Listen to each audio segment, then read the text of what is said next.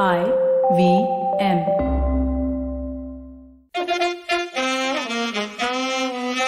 कृपया ध्यान दीजिए, the language used on the podcast may not be fit for consumption.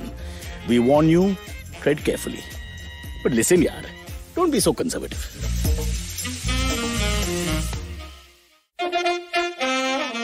All right.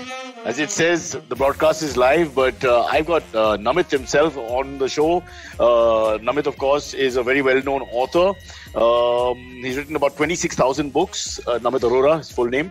26 million books, but I will only focus on 3 or 4 of them today. He's going to open our eyes to the world of history and a few questions which arouse emotion, and I suppose nothing wrong with that as long as you control it and don't misbehave. Speaking of misbehaving, before we start the show, I just want to advise people who make the testing kits when you do urine tests. I just did one in the morning for the Olympics are just a month away, and I have to be tested from time to time. Here's the scientific problem I'm having, and it's based purely on science. The brim they give you, the opening from which you have to fire away into, is always small. And that's causing a lot of anxiety and stress, especially because you're already having to pee on command, so to speak, with the person standing just outside.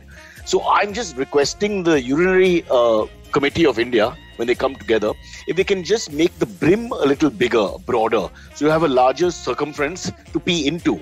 And then they can make a U or a V below that. It doesn't have to be much because you don't have to pee a lot. But if that takes the pressure off us, because I peed right on the side brim, then I had to go and find something to clean it with, then I had to shut it, and then I had to make sure there was no smell or touch on it, and then I handed it back to the esteemed doctor. And I did tell him that the brim was too small. His reply was, maybe you're too big, which put a smile on my face.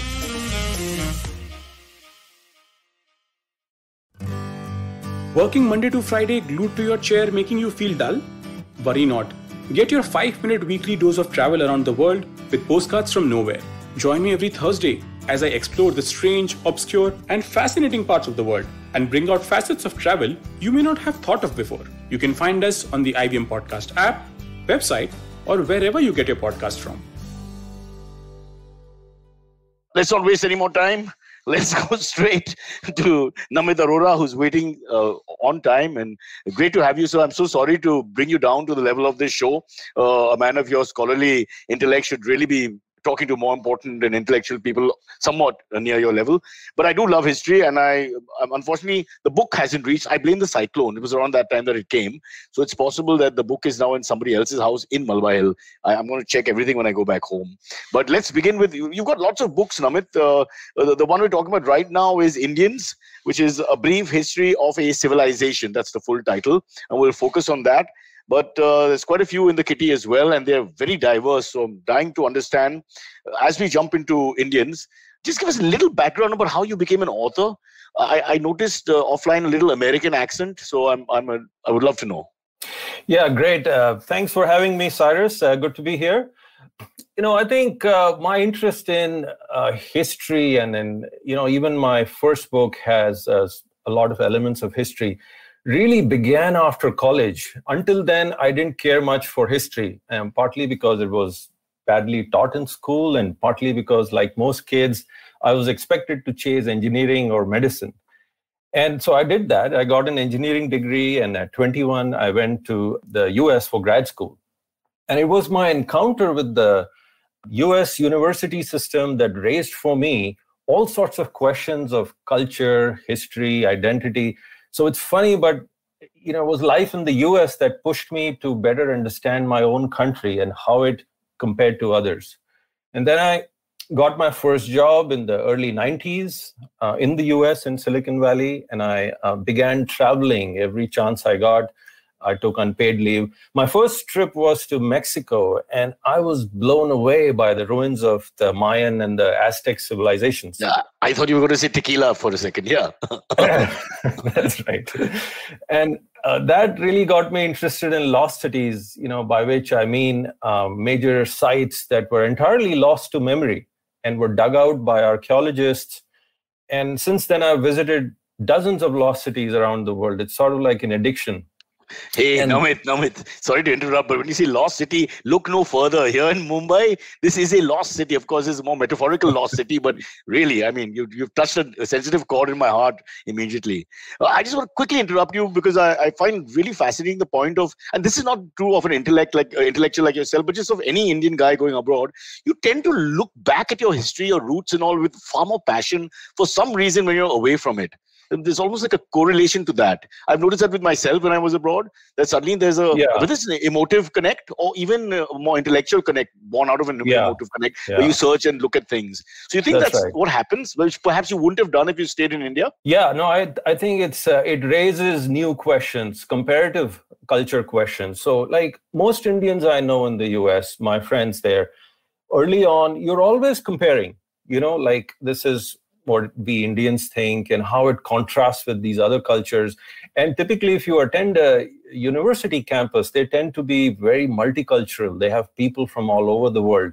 And so that throws you into this mix. And it certainly you ask yourself, where do I come from? What animates the sort of beliefs? Where do they come from that I live by? So I think that there is something to it. Going out gives you a fresher perspective, an outsider's view of your own culture. All right. Then you said, so you found the lost cities, the Mayan culture, etc. Yeah. But you were still not a student of it. You were just fascinated as a tourist. Yes.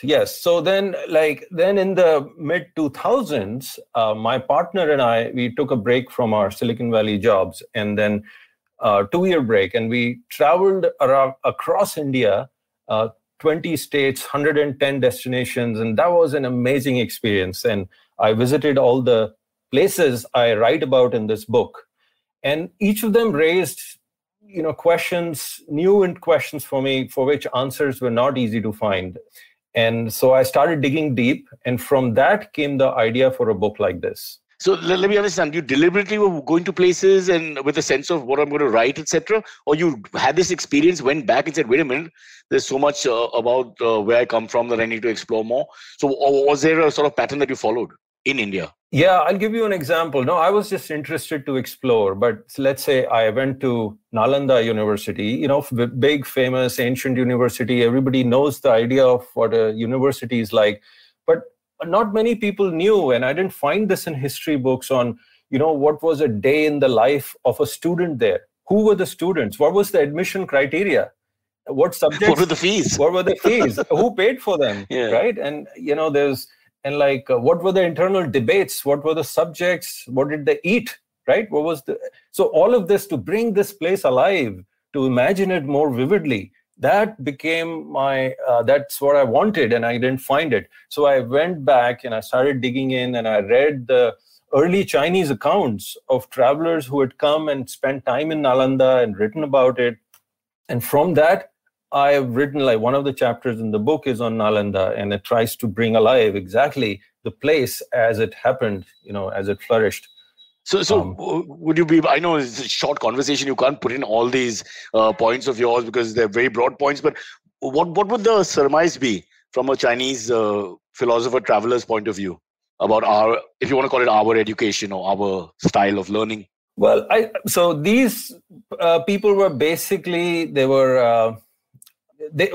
were Chinese monks. So hundreds of them came, and they came to study at Indian monasteries. Their primary interest was to learn more about Buddhism, the Buddha, and to visit the sacred places associated with him, his birthplace, where he gave his first sermon, and all of that.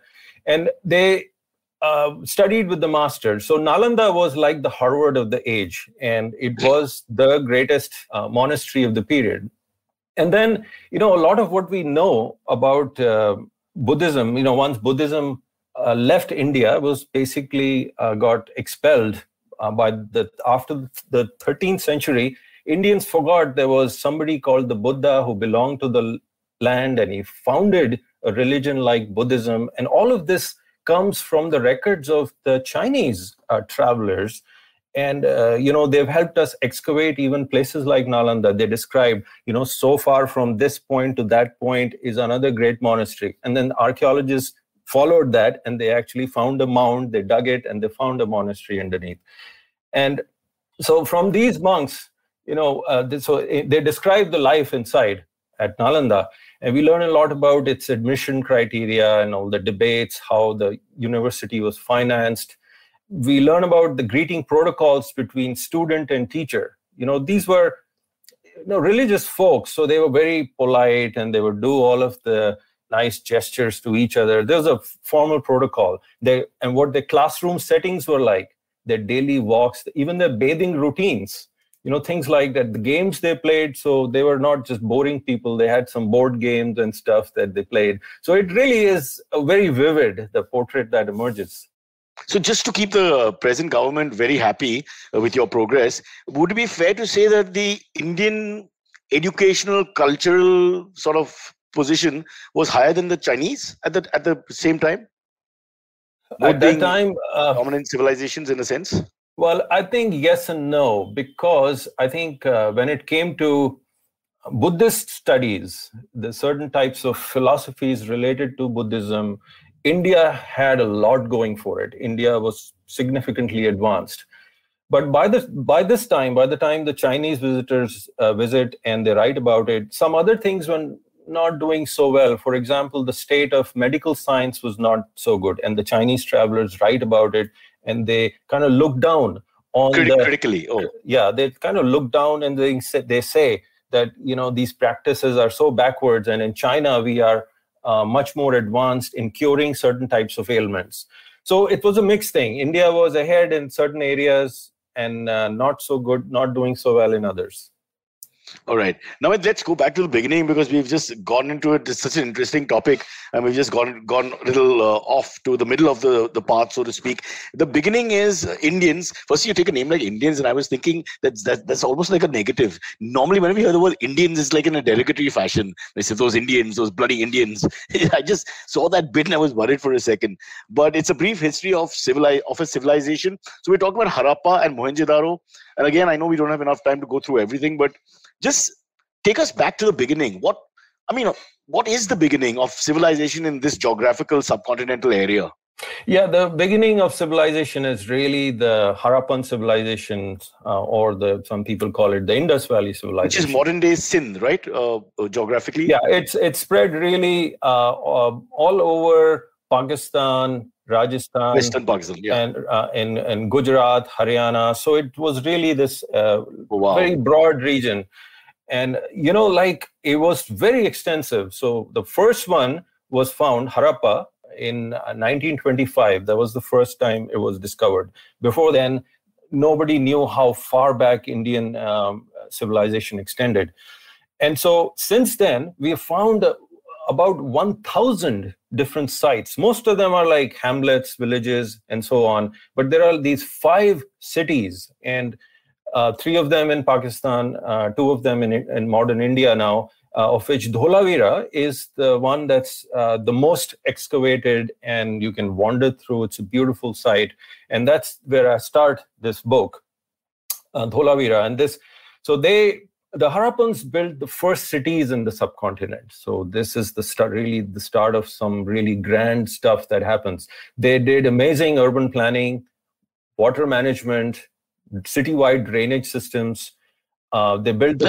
Let's take 1 or 2 of them in detail if we can quickly. You mentioned offline about the toilets, which I found a fascinating story. You want to just tell us about that? Yeah, they built. So they built the first indoor toilets in the world, and then basically, houses had, toilets inside, and the drainage connected to bigger drains outside, and it drained outside their settlement.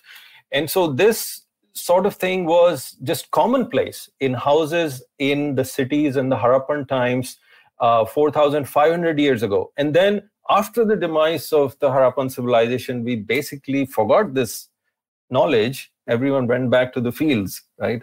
So that was a pretty fascinating story. So we're playing, just to put it in perspective, we're playing catch up, because 4,500 years ago, we had a good sanitation, hygiene, and drainage system, and everything was hunky-dory.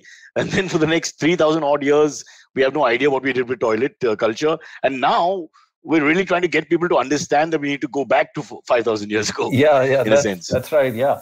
I mean, Harappan. Were they that advanced? It's fascinating. Now, you're an engineer by birth. I'm just thinking the fact that they could, create all these things when you think of a more primitive society. This is as good as a first world society in a sense. Some of it.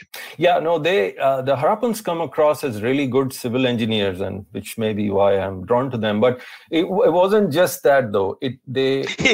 Sorry to cut, but can you imagine that 5,000 years ago, the same parents were pressurizing their kids, "Beta, engineering karna padega." That hasn't changed. Yeah. There are lots of other continuities. One very unusual thing about this civilization was that it was substantially egalitarian. So archaeologists have not found palaces of the kind you see in Egypt and Mesopotamia. No king. There was very flat system. They were basically upper classes and lower classes, and they were probably leaders. Yeah, they surely were leaders. But the gap between them is very small. So their homes are very similar sized, a little smaller, a little bigger. The gap is not big. Their nutritional equality was substantial. You can find that out today by looking at studying the skeletons, doing molecular analysis on that. The burial goods were very similar. Like in ancient Egypt, you had tons of stuff were buried with the big guys in their society. But here the gaps are very small. They also the Harappans apparently had no temples or a priestly class. There is no evidence of war in their art. There are no weapons of war. No weapons have been found. No weapons. No trace of any divine kingship nonsense like the rest of the world. No, it's a very unusual. They did worship mother goddesses, so they had figurines, but then Pashupati seal and all, wasn't that? They had discovered. They had many of these people sitting in yoga-like postures, meditation, all of that. So no, it's not that they didn't have religion. They did. But the idea of a priestly class and temples, there are no temples that have been found. Now, one theory is maybe they used perishable materials for their temples and they didn't build in brick like they built the rest of their cities. But that wouldn't make sense because everything else is craftsmanship is fantastic. Exactly, that wouldn't make sense. So they had something different going on. Now, they also had a script. Unfortunately, it is still not deciphered. So a lot of this knowledge is we don't know what they were thinking. Once that's clear. It might be abusing us. Hey, you who are reading this 5,000 years later, you're idiots, fools, don't deserve democracy. But are you suggesting there was a democratic sort of state? Almost. I think democratic is too strong, too modern an association. But it was, historians use different terms to describe it, just a flatter society. We Democrats or democratic societies are equally bad in that sense of haves and have-nots. I mean, if that was the dividing line of the slightly richer Harappan and the slightly poorer Harappan. So I don't suppose there's really a level playing field in this egalitarian world that we paint. But what you're saying is definitely there was a role played by everybody in society. They weren't just completely, thrown to one side. That's right. I want to ask you, is it slightly controversial? Would this be the first Hindu representation? No, so they are pre-Hindu. So the rise of, what we associate Hinduism with, it basically comes with the Rig Veda, with Sanskrit, with fire rituals, with Brahmins. It comes with oral chanting. So all of this stuff is the start of Hinduism. And this was completely not present in the Harappan civilization. What are they worshipping then? Give us a sense of if there is a religiosity of any kind, what is it? Yeah, so what we see are mother goddesses. There's a lot of figurines in this thing of the broad-hipped, mekhala, there's a belt around the hip, wearing goddesses with big breasts and all this. This comes from Harappa. And then you find all of this on the Sanchi stupas, all the yakshis, they are very much mirror image, very similar, more sophisticated because it's the sculpture techniques have become better, but they are very similar, the same kind of belt going around their hips. So this culture remains. A lot of this memory remains, a lot of their techniques, a lot of their, ways they survive. And then, of course, they mix, so there's the Harappan civilization, and then the Indo-Aryans come, they bring their own culture. And what we see later in the age of, the Upanishads and the Buddha and Mahavir and around the 5th century BCE is a mixed culture. It has a Harappan legacy, it has an Indo-Aryan legacy, and then out of which comes a new flowering of Indian culture. Okay, now let me understand this. So the first presence of Hinduization was with the invaders who come in, not invaders, people who settled here post Harappan society. Yes, so the Indo-Aryans come between around, after the collapse of the Harappan civilization. So, and let's clarify that bit, which we also said offline. The Harappan civilization collapses on its own. There is no real... It collapses on its own. It collapses on its own. There is zero evidence of any outside meddling. And the leading theory is regional climate change. So the monsoon patterns started drying out. Basically, they disappeared, they shifted. And so agriculture, this was an agricultural society, and it became unviable. So there was an exodus. People started leaving the cities and migrating towards South India and some to the east. So this started happening. So the urban life dissolved into rural life. And when this happened, sometime after that come the Indo-Aryans. And this is now, the archaeogenetics has very clearly shown, the timelines, they've clarified. This thing is no longer a debate except in certain, for certain Hindutva ideologues. But it really is, among the scholars, this is not anymore a debate. It hasn't been for a very long time. So yes, the Hindu culture really begins, it is derived from the Indo-Aryan culture. They speak Proto-Sanskrit, as I said, like fire rituals, and they also bring, very interestingly, social hierarchy. So they have, like in the Rig Veda, you have the top 3 varnas mentioned, and so they are lighter skinned, and they follow the varna system, and then later on in the subcontinent, it evolves into the caste system. And this incoming group of fair-skinned people, they are at the top. So, so many other clues point to the fact that the caste system really is a legacy of the Indo-Aryan migrations. As is the religion. As is the religion. As is the religion. Yes. Yeah. Yes. Yeah. Now, and the Code of Manu and all these things that we hear of, that all comes later, is it? That comes later. So the one thing I would say is I would draw a distinction between a certain high Brahmanical Hinduism. There is the Vedic corpus and, certain types of caste hierarchies, Brahmins, their fire rituals and all of that. That is one thing.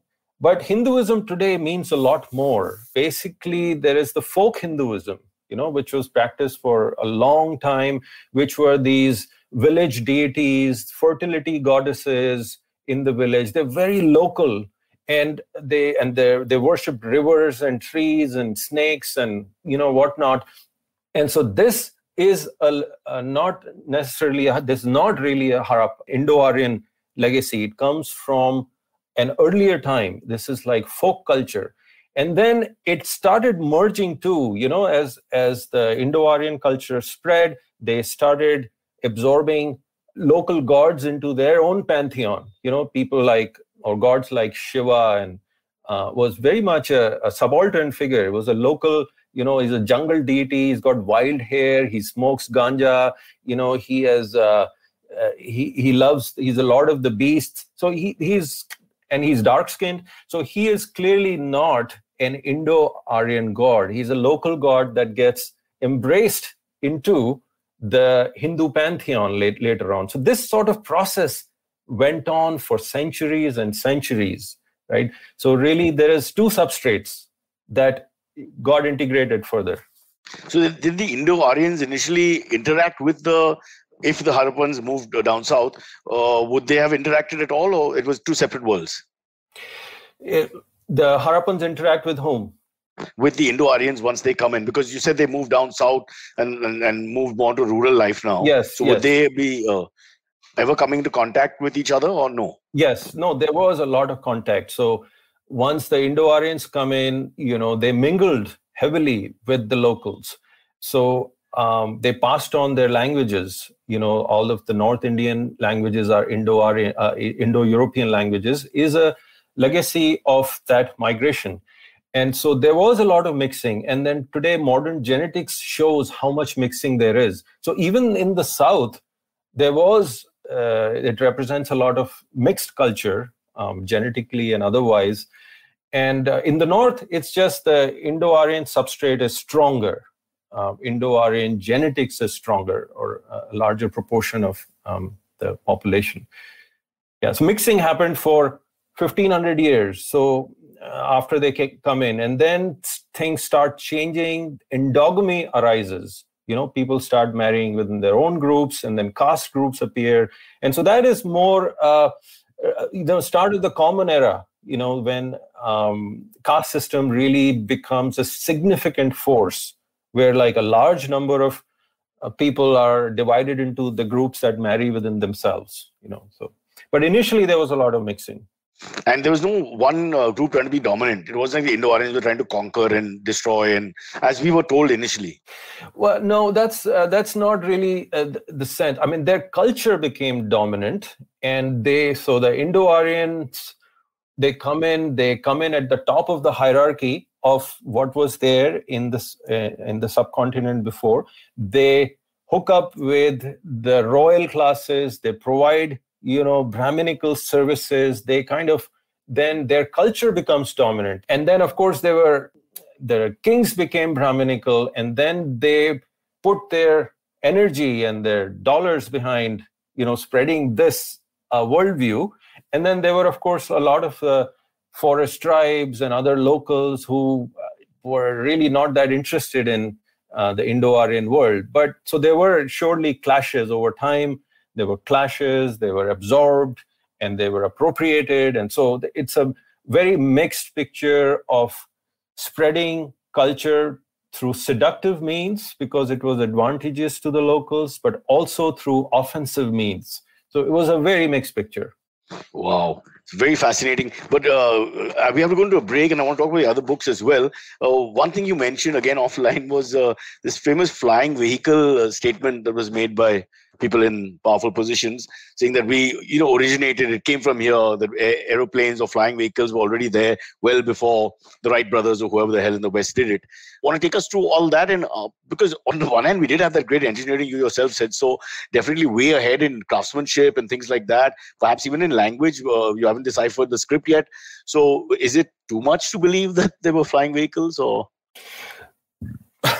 Well, I think it's quite a ludicrous idea, but let me just explain why. In terms of this flying machines, and not just that, it's like people talk about plastic surgery that could graft elephant heads on humans. Correct. And this sort of technology. This is such absurd fantasy. I mean, in general, technology, was limited by the sources of power that humans could harness. In that world, it meant human muscle and animal muscle, and occasionally you could use wind for sailing, and so on. But there was basically no fossil fuels technology to drive mechanical processes, nothing like an internal combustion engine, no knowledge of the principles of flight that appears in ancient physics or related developments in chemistry or material science or metallurgy or other engineering and so on. It's just completely foolish to take flying machines seriously. So, and Namit, in one word, you're saying no, but you're generally saying it over 47 sentences. I'm just trying to get it in perspective here. All right. But we did have all those visuals in our head growing up. I mean, so much of it is possibly myth also. How do you, as a researcher, because there's no, what we say in Hindi, sabut of any kind is there sometimes. How do you take myth and reality? Where's the line? How do you do that? Yeah, I mean, the thing is, this is imaginative literature. This is where this comes from. And humans have always had a fascination with the idea of flight. They've always looked at birds and they've imagined themselves, just leaping and getting across the world and things like that. True. And so this is very much, I mean, they've done this around the world, but you have to really then look at, what could be sustained based on the material culture of the age. And this is, no part of the world was that different in these terms to sustain any developments like that. Another thing came to me. You mentioned that there was no army in the Harappan civilization at all. There doesn't seem to be proof of an army.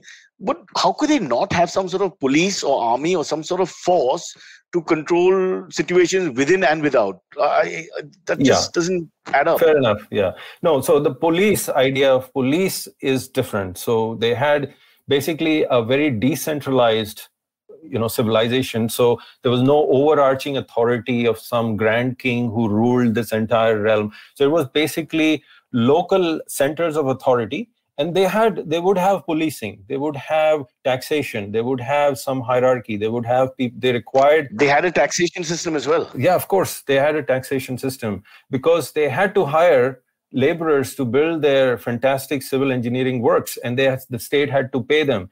They had to, like in Dholavira, they did amazing water harvesting. So they had to build these giant reservoirs. One reservoir they have is 9 times the size of an Olympic swimming pool. Wow. And they built like these extraordinarily wonderful structures of stone. So they needed manpower who had to be fed. And so taxes had to be raised from the agricultural areas around. And so, it was local policing is fine. There is just no evidence of armies or weapons of war. Weapons of war. Weapons of mass destruction for that period. Yeah, that's right. Fair enough. That's right. Yeah. It's fascinating. What you're saying it's all coming alive. I'm just thinking, I wonder if they had to pay GST. I wonder if they had the same sort of problems like us, a merchant class guy trying to figure out ways to screw the government back because they're taking too much from him to build their latest reservoir or whatever it is. So it would be great. Yeah. What do you think? They're all human beings at the end of the day. Petty-minded and selfish, and they were human. They would have the same sorts of motivations at some level, less or more in different cultures. That changes. But yes, I'm sure all of that was their discontent with whatever levels of authority, some level of cheating and taxes and things like that. Yeah. Proud to be subcontinentalian because India, Pakistan together would keep our government happy at the same time. I mentioned all the Chinese references because I read in the paper that Li Ning, a badminton sponsor for the Indian badminton team, has been pushed out at the behest of our government and will not be sponsoring our badminton team for whatever reason. I want to just show that sometimes the ridiculousness of modern day politics when, back in the day, you'd see cultures come together in a confluence and sort of, take the world forward, so to speak. And India and China leading the way as they may well do now. Yeah. If, things were a little better. Sorry, Namit, but we have to go into a quick break. Super book. Is there anything else you want to talk about on that book? Because I want to squeeze in the 3 others as well after the break, and we'll bring in Antariksh Silveri to join us. Is there anything we've left out everything, I suppose, in a sense, but is there anything you'd like to touch upon? Maybe a couple of these travelers who also came and what observations they made, things like that. Maybe when we're back from the break, we can do that. Yeah. Hello, everybody. Welcome to another week on the IBM Podcast Network. If you're not following us on social media, please do. We're IBM Podcast on Twitter, Facebook, and Instagram. We'd like to thank the sponsors on the network this week, CIET and CRED. We really appreciate the support. It is what makes this possible. So it was a fun week on Cyrus Says. We had guests like Dolly Singh, we had Guneet Monga, we had Kamya Jani of Curry Tales, and Cock and Bull, as we always did. Do check it out. I think you'll really, really enjoy that. On Paisa Vaisa, we crossed 300 episodes, and Anupam was joined by Akhil Handa, the digital head of Bank of Baroda. All Things Policy discussed topics like the 100 years of China's Communist Party, the Facebook versus the Government of India case, and the evolution of Indian science. On the Wire Talk, Siddharth Bhatia was joined by Gautam Bhatia to discuss the Central Vista project and why it's attracting so much flack. Sadaf and Archit are back on the Non-Curry podcast, and this time they raise the temperatures as they discuss the beloved spice mirchi. On the Millennial Athlete, this week Tanvi and Shlok speak to Sarita Chauri, a visually impaired judoist. And finally, I want to ask you all to give a listen to the Triangle Offense. Anybody who has heard me talk on a podcast knows I can't shut up about basketball, and these guys know more about it than I do. So if you enjoy basketball, do check this out. Nishant and Monish do an excellent job with this show. I was one of their guests a few months ago, which is how I met them and tried to convince them to come onto the network, and they're finally here. So definitely do check this out. Show's available on all major podcasting platforms, but they also have a daily YouTube episode, which is available on the IVM Podcast channel. And with that, let me get you back to your show. Follow me at Instagram and Twitter on Bored Brocha. I'm so bored, I need your help. I need your love. I need your touch. Okay, just follow me. Here we are. We're back. In fact, we'll welcome Silvery to join the debate, and then we'll go straight into the travelers. Silvery is a young man. He's also quite passionate about history. Hi, good morning, sir. I think you'll be surprised how many young people actually are fascinated with the subject. Because I think everybody goes, as you did, you go through this whole question of who am I, where am I from? At some point when you were in America, perhaps, that's man's search for meaning moment. And then next thing you know, you're more sincere in your effort to see who you are than perhaps as a teenager. I think most males at least seem to cross that at some point. Yeah. So take us through the travelers. Yeah. So I look at these 6 major sites around the country, but in between there are chapters on major travelers who came to India and brought this outsider's perspective, and they left some very fascinating observations on Indian social and cultural life. And these are like the blockbuster, well-known authors or travelers. There's Megasthenes. There are the Chinese travelers, the Hunsang, or also known as Xuanzang, and several others. There is Al-Biruni, there's Marco Polo, there's Francois Bernier. I have chapters on all of these, and like a lot of in Indian history actually comes from from the accounts of these foreign travelers. It's a one pillar of what we know about the past, along with, of course, archaeology and texts, inscriptions, coins, and so on.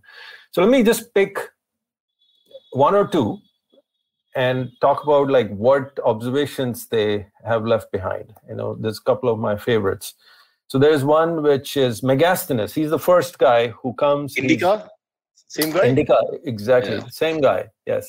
So he's an ambassador in the court of Chandragupta Maurya, Greek guy, and he left this fascinating account, and parts of it have survived, sadly, not the whole thing.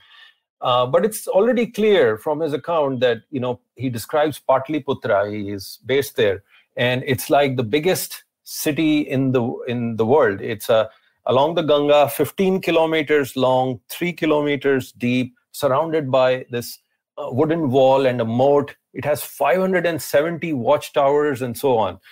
And he describes, basically from his description, you see the rise of the bureaucratic state in India. So, in the Mauryan period, there are officers in charge of separate officers for trade, taxation, for roads, births and deaths, and things like that.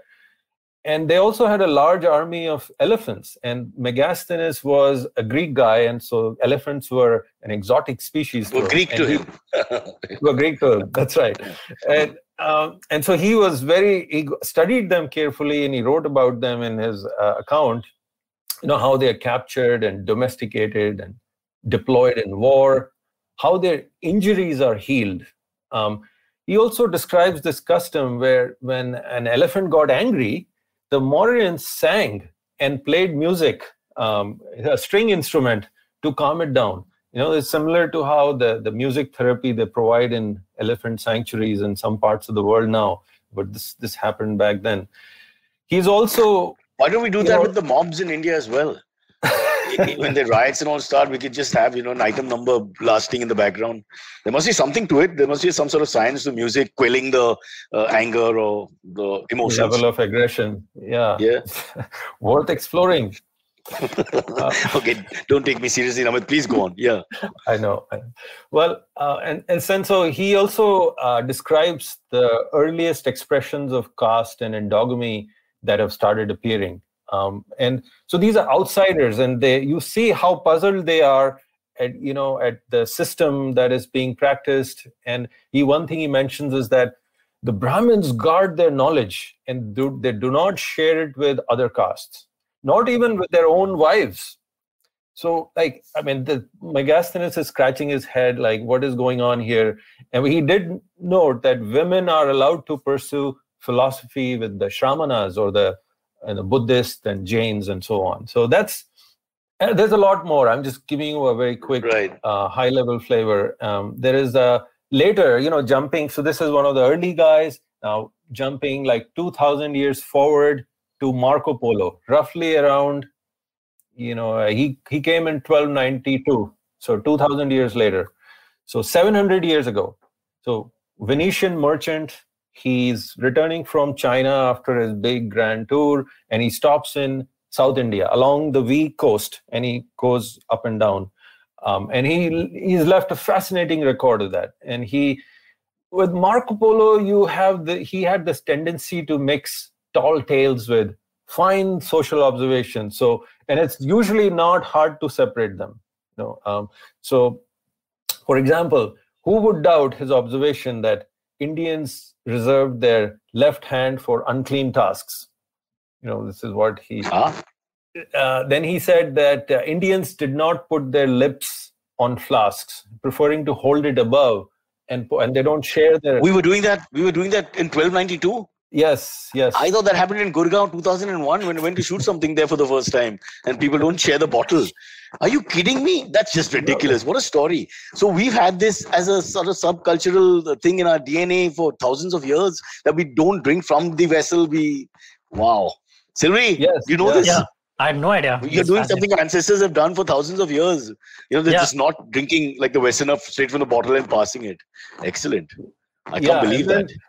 Another thing he observed was that Indians chew a leaf called tambur, sometimes mixing it with camphor, spices, and lime, and went about spitting freely. So they were also spitting 700 years ago freely.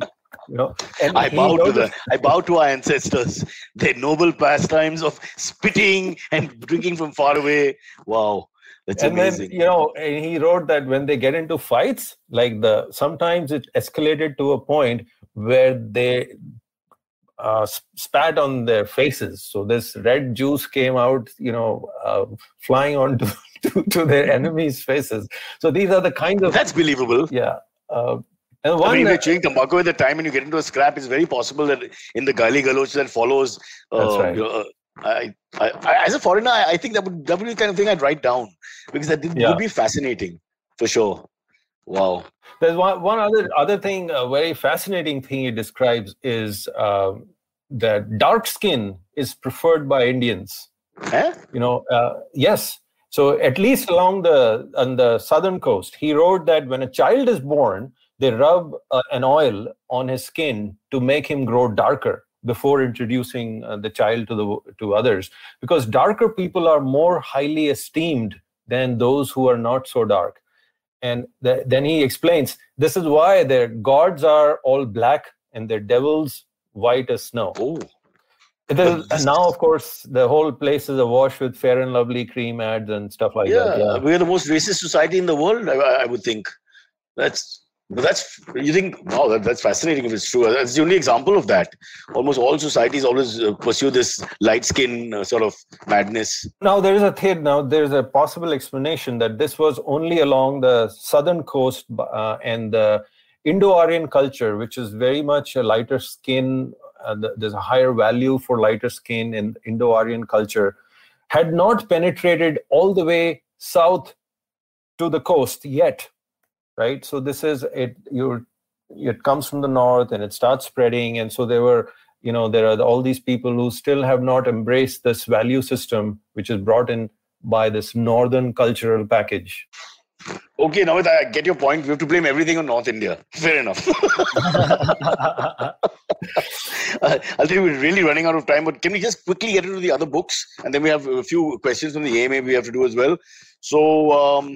Let's go to the first book, because your subject is so diverse. You're fascinating as a person, but you won't tell us more about yourself. I'll have to do research on you, like you did research on Indus Valley and Harappa. Harappa and Mohenjo-daro.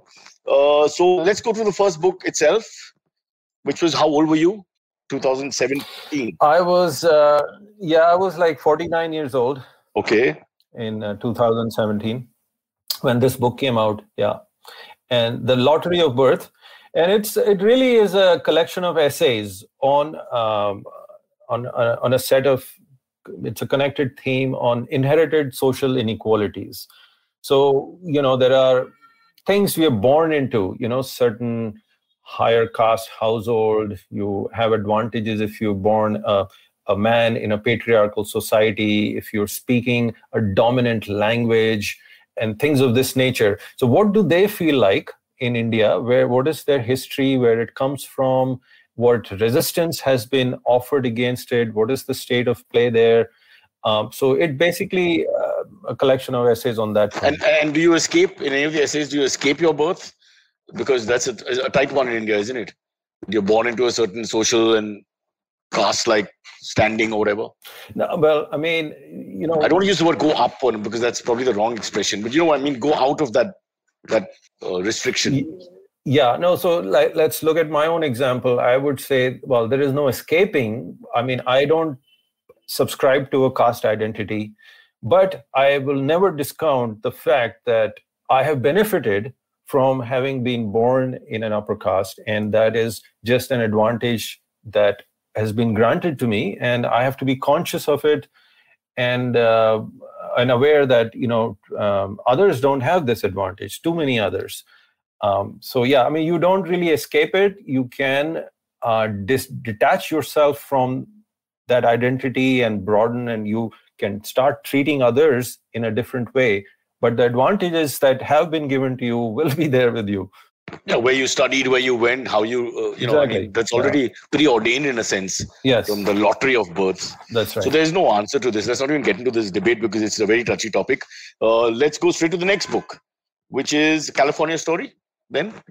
A California Story was the title for the American version of the novel. In India, it was published as Love and Loathing in Silicon Valley. Which is the most expected book from an Indian in America, quite frankly. It's a rather topic, yeah. So, yeah, but that part of your life, you've sort of not spoken about at all. I mean, you're very much a member of Silicon Valley, an engineer, reaping the rich harvest, so to speak, of maybe the 90s and that period.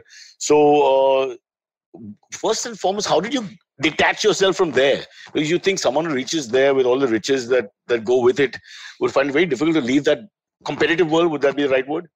Yes. I mean, actually, part of how I got there was just the initial momentum of how so many people get there. Like you're chasing engineering, you're set on this path. But once I got there, I got a job. Like 3 years into it, I realized this is not my life and this is not what I want to do for the rest of my life. But for the record, you were doing well. I was doing well. Ensconced in the business. There's no need for you to leave. There's no need for me to leave. I was doing well. The money was good, but my heart was not in it. And so at some point I realized, look, I mean, I need the money. Very early on, I decided this. So don't complain. Just do this as a day job and do it well, because why do it badly? You've taken on a job and do it well. But at the same time, I began cultivating my other interests. I took time to travel around the world. I dug deep and read.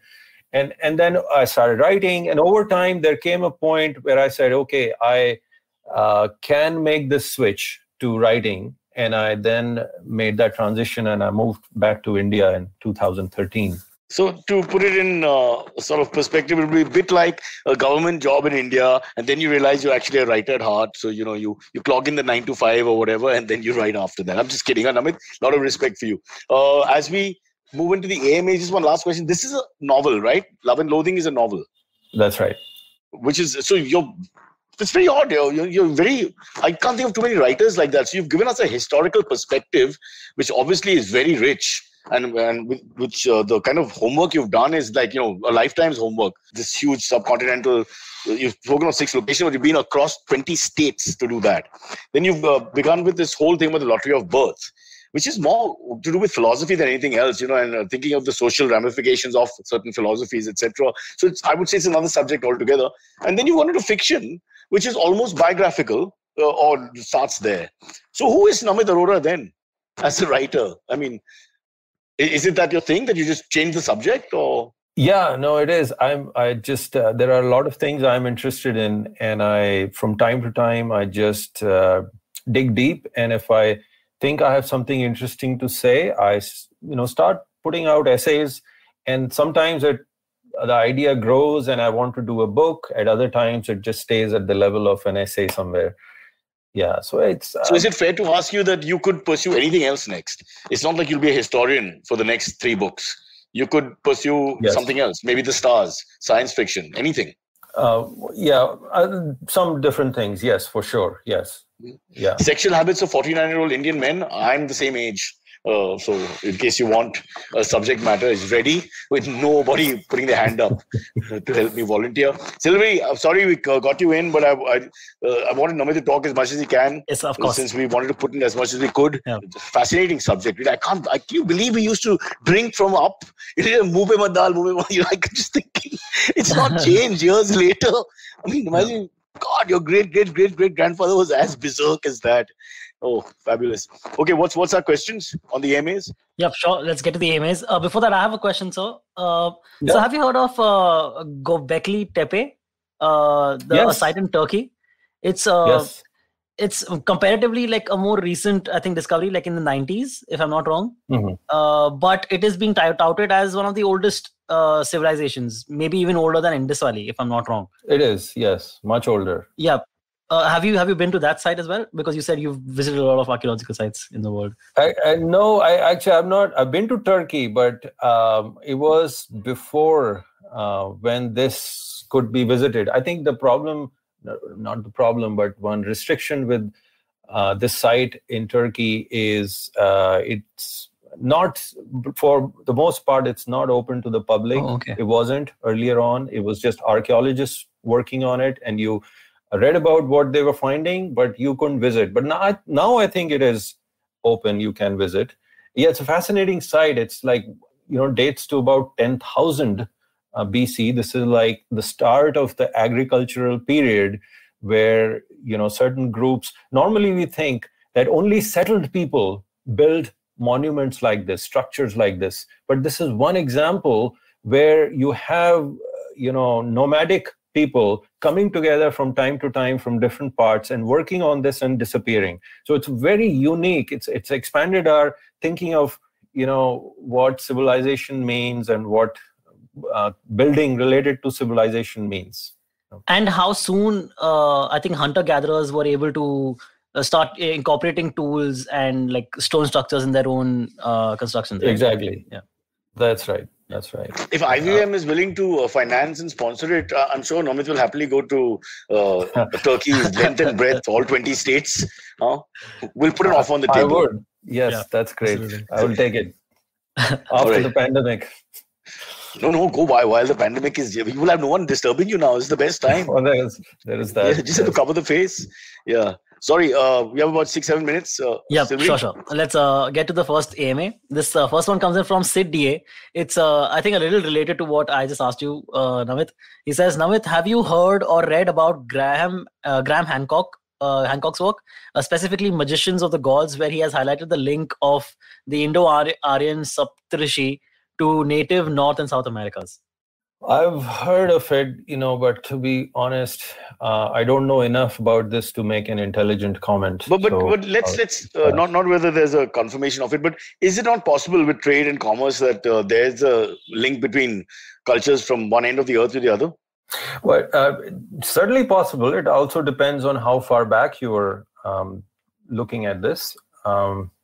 It's possible. Harappans had links. They were one of the other cool thing about Harappans was they were a seagoing people, and they built some fascinating ships, including catamarans back in the period. And they went all the way to the Middle East to trade with people. So yeah, that's possible. But I love that. I think a very romantic thought, that these cultures can actually have more in common than you think. You'd say it's ridiculous to expect Mesopotamia to have anything to do with, say, China or India. And then suddenly you realize that actually, you found artifacts here and artifacts there, and something from here has been taught there and something from there has been taught here, which just shows you, which just makes a mockery of nationalism sometimes, if I dare say so. But I suppose this will take off offline again. Yeah. Yeah. All right. Go ahead. Sorry, you make it. Sorry. Yeah, please go ahead, sir. No, I was just saying that that's how the Indus Valley civilization was discovered. Its artifacts were found in the Mesopotamian civilization, which we had already discovered. And then it says, it's really that old. Because before, when they first found the Harappan bricks, they were thinking it's much more recent. And, so these findings connect and establish age and so on. No, which means that there were people coming and going. Yes. When we talk about that little area of Harappa and Mohenjo-daro, there were people coming and going, aware of the area, and they were aware of people outside, which means there were influences both ways. Yes. And yet no army, yet no, what you say, no That's sort of right. divine as against the rest of the world, politically, completely different. That seems unique and peculiar. Mm-hmm. But you're right. Well, keep researching. Sir, any more questions, Silvery? Yes. Next one comes in from Nirvan. He says, do we know more about the numerous Buddhist sites across Odisha, like Udayagiri, Khandagiri, etc.? Yeah, I mean, there is more and more archaeological work going on at these sites. There are several, as now we know that Nalanda was not just this monastery in isolation. It was a network of monasteries. So it was basically a university system, if you will. They were all linked. They had specialized in different areas. They had, big profs in different locations. India's Ivy League. Ivy League. So, and so it was spread all over that region, Bengal, Bihar, Bangladesh, and Orissa. And so they've been finding more and more, a lot more research, excavation is still needed, short of funds and things like that. That's always a problem in India. So, well, if you can prove India's greatness with it, you'll get it. We'll be able to make some calls. But you have to always prove that our position is paramount. Will that perspective be taken, sir, beforehand? we do need a lot more digging. And I'm always excited when this happens, and especially when foreign archaeologists are also involved, because I don't know if there's a delicate way of saying this. One challenge today, I'll just say it, is that the Archaeological Survey of India, like so many other institutions in our country, is substantially saffronized. So when they start digging, prehistoric sites, they're always looking for some Hindu connection in like the Harappan pre-Aryan period. And many of their scholars, they subscribe to the indigenous Aryan theory, and they bend over backwards to interpret evidence according to it. And so, so I'm always happy when there's an international team of archaeologists that's doing a dig.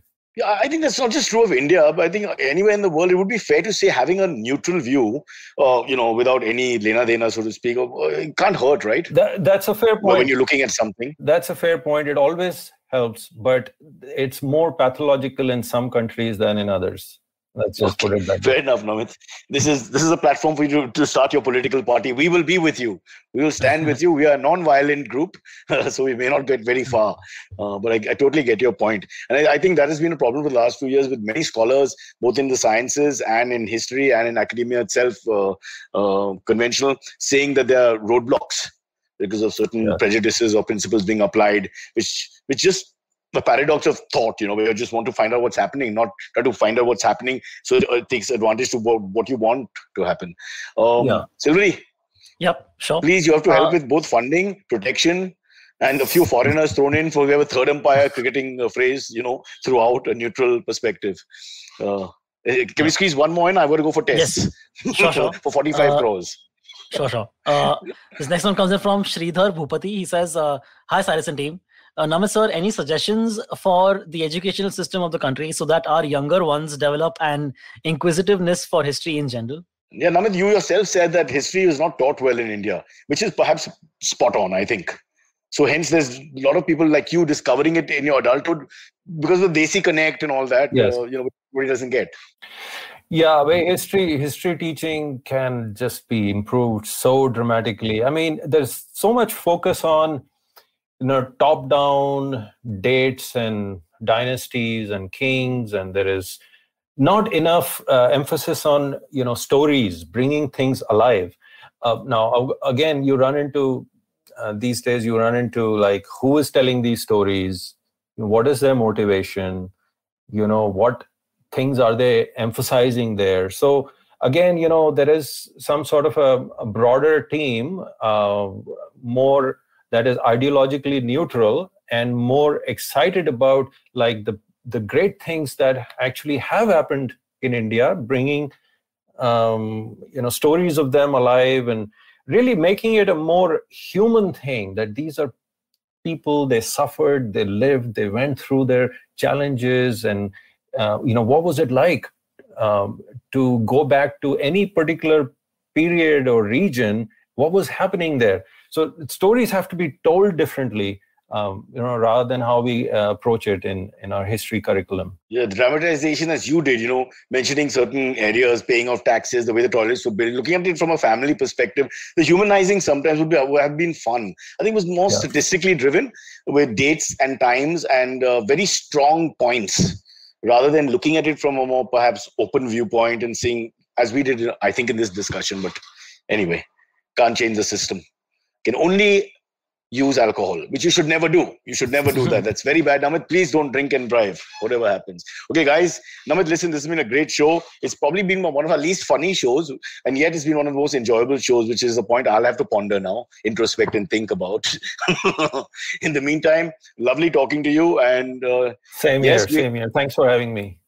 Now we know our great-grandfathers were as bad as us. I mean, they wouldn't share the bottle. It's amazing. See you guys. Have a good day. Bye-bye. Take care. Okay, catch us on any of the podcasting apps. Please, we beg you, we need you. Send us your questions on Twitter, on Cyrus Says In. Or you can email us, even if you're not female, on whatcyrussays@gmail.com.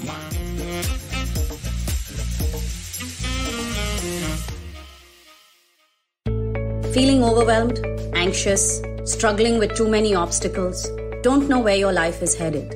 Well, if you are dealing with one or all of these, tune into the Positively Unlimited podcast, because in each episode, I share a life lesson, a life hack, a pro tip that can help you get your life back on track. All episodes are available on the IBM website, IBM Podcast app, or wherever it is that you get your podcast from.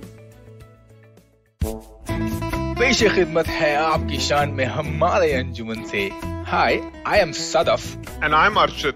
खाने का इतिहास, economics, policy, psychology, सब है menu पे. Only on the Nankali podcast every Wednesday, सिर्फ IVM podcast app या website पर, या फिर जहां से भी आप अपने पॉडकास्ट सुनते हो.